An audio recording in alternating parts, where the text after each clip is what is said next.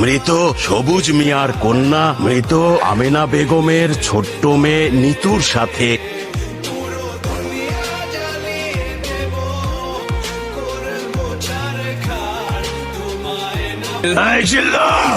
বলতে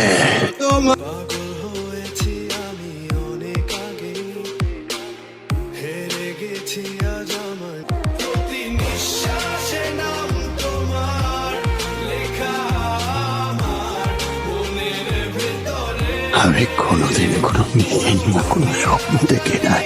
তোরে নিয়ে অনেক স্বপ্ন দেখছি। আমার সেই স্বপ্নে ভাইঙ্গা সুইরা বরবাদ করে দিয়া আর একজনের সাথে সুখের সংসার করবি, আর আমি তোরে বাঁচায় রাখবো ভাবছা।